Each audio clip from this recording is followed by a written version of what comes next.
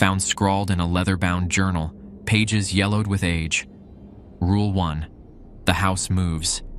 Never trust what you see outside the windows. The view changes. The house travels. Don't try to make sense of it. Just know you're never where you think you are. Rule 2. Maintain order. Clean everything. Dust the shelves daily. Sweep the floors twice daily. Scrub the bathrooms until they shine. The house despises disorder. Leave a dirty dish in the sink, and the cellar door will creak open. Rule 3. Respect the boundaries. Never enter the cellar unless summoned.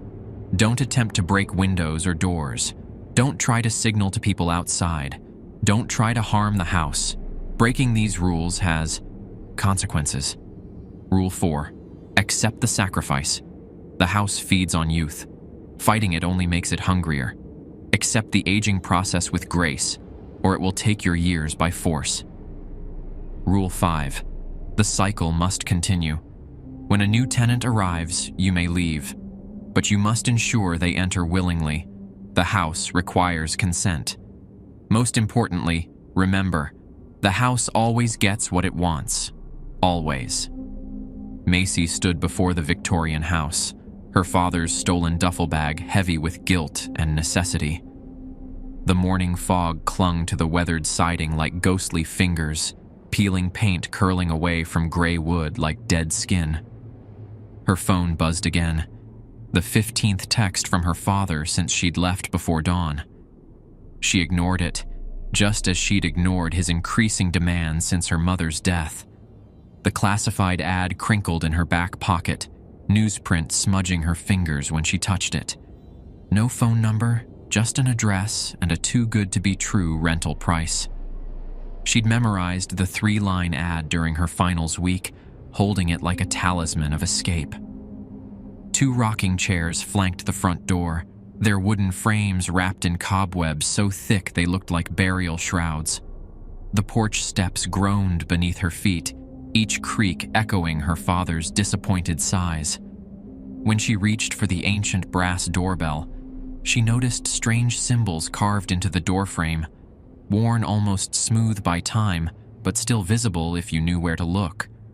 The door's metal hatch opened with the shriek of long unused hinges, revealing an elderly woman's face lined with years Macy couldn't count.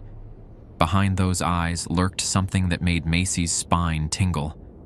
A desperate hope mixed with profound relief. "What do you want?" The woman's raspy voice carried an undertone of urgency that Macy would only understand much later.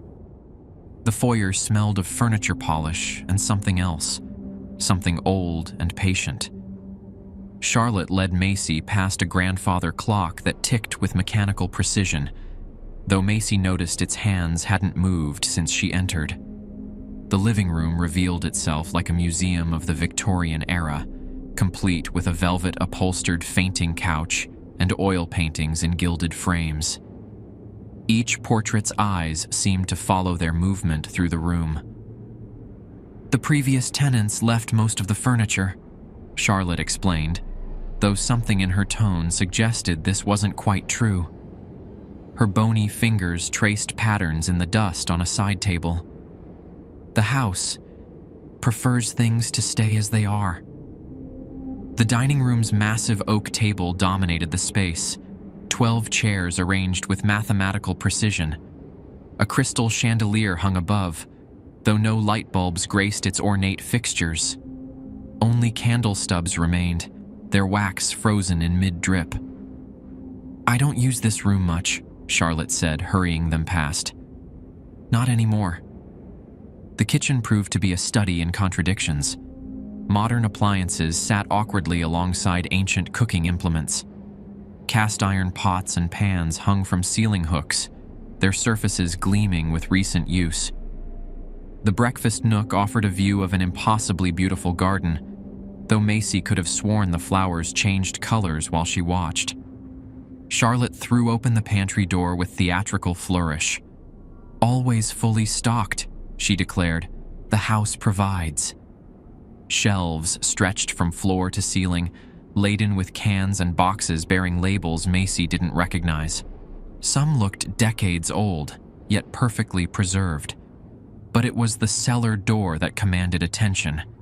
Heavy oak, bound with black iron, its surface carved with the same strange symbols Macy had noticed on the front door frame. Charlotte's entire demeanor changed when they approached it. "You don't want to go down there," she whispered, her earlier enthusiasm evaporating. "The house doesn't like visitors in the cellar, unless it invites you." She hurried them upstairs before Macy could ask what that meant. The second-floor landing creaked beneath their feet, though Macy noticed Charlotte's steps made no sound at all.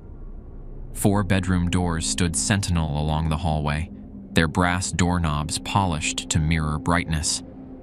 The master bedroom's 4-poster bed wore its canopy like a funeral shroud, heavy velvet drapes the color of dried blood. "You can have any room except the one at the end," Charlotte said, indicating her own quarters. "Though the house sometimes has preferences about these things." The attic door, when they passed it, bore a heavy padlock covered in verdigris. "The key will find you," Charlotte said cryptically, "when the house decides it's time." Throughout the tour, Macy noticed small details that seemed wrong: shadows that moved against the light, windows that showed different weather conditions, and the persistent feeling that the house itself was watching, evaluating, deciding. By the time Charlotte left her to settle in, Macy had counted 17 mirrors, though she could have sworn there were more when she looked again. She chose the bedroom across from the stairs, telling herself it was out of politeness rather than fear of being further from the exit. As she set her duffel bag on the bed, she heard Charlotte humming somewhere below, a lullaby that made her bones ache with sudden, inexplicable weariness. The humming had lulled Macy into an uneasy sleep, her dreams filled with shifting corridors and watching eyes. She woke to the sound of something heavy being dragged across hardwood floors, a rhythmic thump scrape that seemed to count down like a heartbeat. The digital display of her phone read 3:33 p.m., though the quality of light filtering through the lace curtains suggested either dawn or dusk. No service bars. She hadn't had signal since entering the house, she realized with growing unease. Thump scrape, thump scrape. Macy crept to the landing, her sock feet silent on the aged wood. Below, Charlotte struggled with a large leather suitcase, its surface cracked and peeling like elderly skin. The old woman wore a different outfit than before, younger somehow, more modern. Her movements were quicker, more assured. "Where are you going?" Macy called out, her voice echoing strangely in the foyer. Charlotte turned, and Macy gasped. The woman's face had changed. Decades seemed to have melted away. Tears streamed down cheeks that now appeared only slightly older than Macy's own, though her hair remained steel gray. "I'm going home," Charlotte sobbed, her voice carrying both relief and guilt. "I'm so sorry." Macy rushed down the stairs, but before she could reach the bottom, the front door slammed shut with a force that rattled the paintings on the walls. Then, like dominoes falling in slow motion, every door in the house began to close. Bedrooms, bathrooms, closets, each impact louder than the last, until the sound became almost musical in its terrible rhythm. Bang, bang, bang. The temperature dropped noticeably. Macy's breath fogged in front of her face as she raced from window to window, trying handles that wouldn't turn, pushing against glass that felt more like steel. The heavy glass ashtray from the living room bounced off the bay window with a dull thud, not even leaving a scratch. Outside, Charlotte was nowhere to be seen. The street itself seemed to shift and blur. Buildings across the way morphing from Victorian homes to modern apartments and back again. A man walking his dog passed by, but when Macy screamed and pounded on the glass, He didn't even glance her way. His dog did, though, meeting her eyes with an all-too-human expression of pity before both dog and owner faded into mist. The grandfather clock in the foyer began to chime, though its hands still hadn't moved. 3:33 chimes, Macy counted, each one slightly off-key from the last. When the final note faded, she heard something else. A slow, deliberate creak from the kitchen. The cellar door was opening. "No," Macy whispered, backing away. "No, no, no." But the house had other plans. One by one, every other door slammed shut again, leaving only one path forward. The cellar gaped open like a hungry mouth, darkness breathing out the smell of wet earth and forgotten things. From somewhere in that darkness came the sound of Charlotte's humming. But it wasn't Charlotte anymore. It was something older, wearing her voice like a borrowed coat. The house had made its first move. The game had begun. The bedroom Charlotte had occupied felt wrong in a way Macy couldn't immediately identify. The furniture was identical to the other rooms, the same heavy Victorian pieces, the same thick curtains. But something about the air itself seemed charged with lingering desperation. A cardboard box sat centered perfectly on the bed, its flaps arranged with geometric precision. Inside, Macy found clothes still bearing department store tags, though the prices were listed in dollars and cents she'd never seen before. Toiletries with unfamiliar brands. A tube of lipstick in eternal rose that smelled of copper and crushed flowers. Beneath it all lay a single sheet of cream-colored paper, the handwriting unnaturally precise. "Keep what you want and put the rest in the attic." When Macy tried to leave without the box, the door slammed shut with enough force to rattle her teeth. The temperature plummeted. Frost began forming on the mirror, crystallizing in patterns that looked disturbingly like faces. Only when she picked up the box did the door ease open with an almost satisfied creak. The attic door waited for her, padlock now mysteriously absent. The stairs protested each step with groans that sounded almost human. The attic itself stretched impossibly far, much larger than the house's exterior should have allowed. Dust motes danced in shafts of light that seemed to come from nowhere, illuminating dozens upon dozens of boxes. Each box told a story. A poodle skirt from the 50s, still swaying slightly though there was no breeze. A peace sign necklace from the 60s that hummed faintly when touched. A Walkman from the 80s that played only static. Static that sometimes formed words if you listened too closely. The boxes went back further than should have been possible. Civil War-era bonnets, colonial stays and petticoats. Things older still, their origins lost to time. Each box contained someone's life, preserved like insects in amber. In Charlotte's box, beneath a University of State sweatshirt, Macy found the college ID. The photo showed a young woman with bright eyes and a confident smile, dated just last year. Charlotte Morris, it read. Class of 2023. "Oh, God," Macy whispered, understanding blooming like poison flowers in her mind. The elderly woman who had greeted her wasn't Charlotte's mother or grandmother. She was Charlotte, aged decades in a single year. The house had rules. The house had appetites. And Macy was about to learn both, whether she wanted to or not.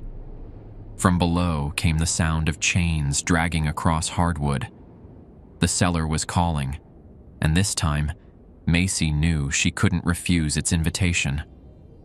On her way out of the attic, she noticed something she'd missed before. Each box had a small brass plaque, tarnished with age. The dates grew closer together as they approached the present. The house was getting hungrier. Charlotte's plaque was still shiny and new. Next to it sat an empty space, waiting for Macy's name. The cellar steps descended into darkness that seemed to swallow light. Each wooden tread bore deep grooves as if countless feet had worn paths of desperate escape attempts. The smell hit Macy first, mildew and decay, yes, but underneath that was something sweeter, cloying, like overripe fruit left too long in summer heat. Her phone's flashlight revealed walls of rough stone, glistening with moisture that seemed to pulse in the beam. Water dripped somewhere in a rhythmic patterns that almost formed words. Tap, tap, pause, tap, like Morse code for the damned. The cellar stretched far beyond what should have been possible, just like the attic above. Support pillars rose from the dirt floor like ancient trees, their surfaces carved with the same strange symbols she'd seen throughout the house. Fresh scratches marked the wood at varying heights, some at eye level, others low to the ground, as if their makers had been dragged down while carving. The beam of light caught something that made her stumble backward, a hand reaching out from the darkness. But no, not a hand, a body, the first of 12, arranged with terrible precision against the far wall, mummified remains preserved by some power she didn't want to understand. All women, all posed as if in conversation, frozen mid-gesture for eternity. Behind them, the walls told their stories. Hundreds of messages scratched, painted, and carved into stone and wood. I will obey. I will obey. I will obey. Written in what looked like lipstick, the color of dried blood. The house feeds, don't fight it. Fighting makes it hungry. Carved so deep the letters were like wounds in the wood. Time is different here.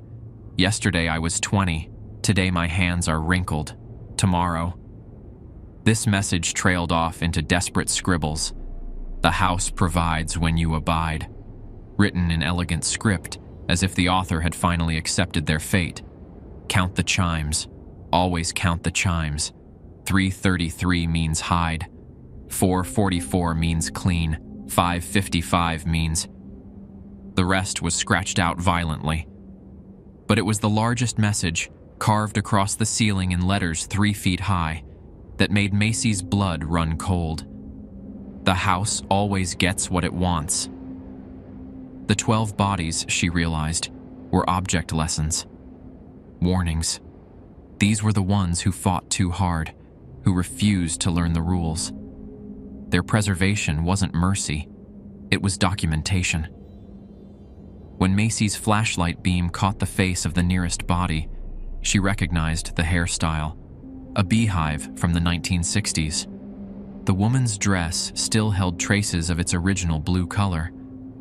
Around her neck hung a chain, supporting a tarnished key that looked very familiar. The attic key. Each prisoner had worn it in turn. I understand, Macy whispered to the darkness. I'll follow the rules.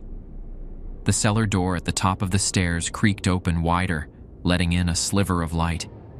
The house was satisfied. For now. But as Macy climbed the stairs on shaking legs, she heard something that might have been a whisper, might have been the wind. For now. Over the next week, Macy learned the house's rules through increasingly dire lessons. Each infraction brought swift consequences. Each compliance earned temporary peace. The house was a meticulous teacher. Rule 1 revealed itself when she tried signaling through windows to passing pedestrians. The glass simply turned opaque, like cataracts forming in ancient eyes. When she attempted to break a window, the house removed all oxygen from the room until black spots danced in her vision. The message was clear. Escape attempts were futile. Through the windows, she watched reality shift like channels on a broken TV. One moment, horse-drawn carriages clattered past on cobblestone streets. The next, sleek autonomous vehicles glided by on smooth asphalt. Sometimes she saw oceans where buildings should be, deserts where gardens grew. The house wasn't just in one place or time. It existed everywhere and everywhen, feeding across centuries. Rule 2 emerged from a single unwashed coffee cup left in the sink. The water had turned black as ink, then begun crawling up the sides like living paint. Within hours, every surface in the kitchen was covered in a film of greasy residue that spelled out "clean" in endless repetition. The cellar door had creaked open invitingly. After that, Macy cleaned obsessively. She learned the house's preferences: clockwise dusting patterns, counterclockwise mopping. Sunlight had to touch every mirror at precisely 12:17 p.m.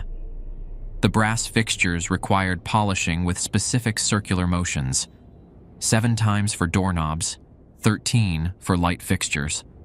Breaking these patterns meant starting over. Rule 3 proved the most painful. During her 3rd week, frustration drove her to attempt burning her way out. She'd built a small fire in the fireplace, planning to let it spread. The house responded by turning the flames green, then drawing them out of the fireplace like a snake being charmed. The fire had danced through the air, scorching messages into the walls. The house cannot be harmed. The house remembers. The house punishes. She spent 3 days locked in the cellar after that, with only the mummified bodies for company. They seemed to shift positions when she wasn't looking, their frozen faces taking on expressions of sympathy or mockery depending on her angle of view. The pantry remained fully stocked, though labels changed daily. Cans of soup became jars of preserved meats, became boxes of hardtack from long-dead centuries. The house provided, but even eating became a test of obedience.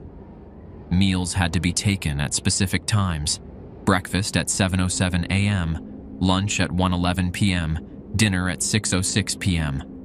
Missing a meal meant hunger pangs that felt like internal knives. Eating between meals brought worse consequences. Time itself became fluid. Clocks ran backward or sideways. The sun rose in the north and set in the east. Sometimes Macy would blink and find hours had passed, marked only by new wrinkles in her skin or gray hairs on her brush. The house was teaching her its own peculiar metabolism of time and age. Each morning, she recited the rules into the largest mirror on the 2nd floor. The glass would fog with her breath, the condensation forming into corrections if she spoke them wrong. I will not seek escape, for the house is everywhere. I will maintain order, for chaos feeds its hunger. I will accept its authority, for rebellion brings darkness. I will learn its rhythms, for time is its plaything. I will endure its appetite, for my youth is its feast. The house listened. The house approved. The house waited. By the 3rd month, Macy's reflection had become a stranger. The bathroom mirror, once a mundane fixture, now served as a daily record of her accelerated decay. Dark circles beneath her eyes deepened into permanent bruise-like shadows. Her skin hung looser each morning, like clay slowly succumbing to gravity. She started marking her deterioration in a journal she found in the library, its previous pages filled with similar observations from past inhabitants. Day 89. Found 3 gray hairs this morning. By evening, half my head had turned silver. Day 103. The arthritis came suddenly. Knuckles swollen like old tree knots. Hard to grip the mop now, but the house still demands cleanliness. Day 124. My teeth feel loose. The bathroom mirror showed me my grandmother's face today. I'm only 22. Macy added her own entries to this grim chronicle. Day 91. The house feeds in cycles.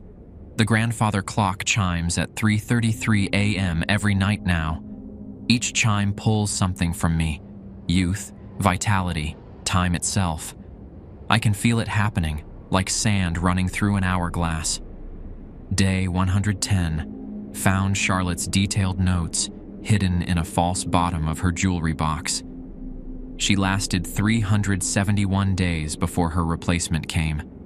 The ones in the cellar didn't make it past 60. The trick, she wrote, is to feed the house slowly. Give it what it wants in small doses, like rationing blood to a vampire. The house's hunger manifested in peculiar ways. Metal oxidized at her touch.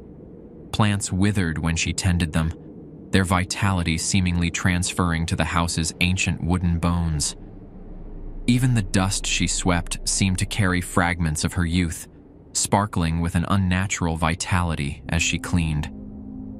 She learned to recognize the warning signs of the house's feeding cycles, the taste of copper in the tap water, clocks running backward for exactly 7 minutes, the sound of children laughing in empty rooms, her reflection remaining in mirrors seconds after she walked away, the smell of birthday candles being extinguished. Each cycle aged her months in minutes. The house consumed time itself, storing it in its walls like a battery holds charge. Sometimes, in the deep night, she could hear it digesting, a sound like years being ground to dust between ancient teeth. The pantry began stocking her new needs without comment: joint pain remedies, reading glasses, cream for age spots. The house provided as it took, a twisted parody of care even as it consumed her. But Macy had learned from Charlotte's notes and the cellar's warnings. She developed strategies: rigorous exercise to maintain muscle tone, careful attention to nutrition, meditation techniques to slow her perceived time, strategic compliance with the house's demands, rationing her youth like a precious resource. Yet still, she aged. The house's appetite was patient but relentless. By day 200, her driver's license photo looked like it belonged to a different person entirely. Some young woman she'd once known, or perhaps would know, in the house's twisted timeline. The worst part was feeling her memories begin to blur. Was she 22 or 62? Had her mother died last year or 3 decades ago? Time meant nothing to the house, and increasingly, it meant nothing to her either. The knock came exactly 1 year after Macy's arrival. She was in the breakfast nook, watching autumn leaves fall upward against the laws of physics, when she heard it. 3 precise raps against the front door, just as she had knocked 365 days ago. Her joints protested as she rose from the chair, bones creaking like the house's ancient floorboards. The mirror in the foyer showed her what a year in the house had wrought. Silver hair wrapped in a neat bun, face lined with decades of artificial age, eyes carrying the weight of compressed time. Through the small metal hatch, she saw youth incarnate, a redhead with bright eyes and a newspaper clutched in her freckled hands. The classified ad. The same one that had drawn Macy, though she now understood it appeared only when the house hungered for fresh vitality. "Hi," the girl said brightly. "I'm here about the room for rent." The house's grip loosened slightly. Macy felt a surge of bitter triumph mixed with guilt. Freedom beckoned, paid for with another's innocence. She thought of Charlotte, understanding now her tears of relief and shame. For the first time in a year, the front door opened willingly. Cool autumn air caressed Macy's aged face like a forgotten lover's touch. She could step out now, walk away, reclaim whatever years the house hadn't yet devoured. But the price would be this girl's unknowing sacrifice. The house's hunger rippled through the walls. The grandfather clock began to chime, 3:33 in the afternoon. Time to choose. "Are you okay?" the redhead asked, noticing Macy's hesitation. Memories cascaded through Macy's mind. The cellar's grim trophies, Charlotte's desperate escape, the rules carved in wood and bone. A year of watching her youth drain away like water through cupped hands. She could warn the girl, break the cycle. But the house's message throbbed in her temples. The house always gets what it wants. If this girl left, another would come. The house's hunger was eternal. "I've never felt better," Macy lied, her aged voice carrying echoes of Charlotte's rasp. "Why don't you come inside and let me give you the tour?" The redhead stepped across the threshold, full of hope and plans. The door swung shut with the finality of a tomb being sealed. In the attic, a new brass plaque appeared on an empty box, waiting to be filled. Sarah Mitchell, 2024. The house settled around them with a sound like satisfied sighing. In the cellar, 12 mummified witnesses maintained their eternal silence. On the second floor, clocks began running backward. And in the breakfast nook, Macy's abandoned coffee cup left a ring on the table. A perfect circle, like the end meeting the beginning, again and again and again. The cycle continued. The house fed. Time flowed ever onward, or perhaps backward, in the hungry darkness of number 55 Sycamore Way.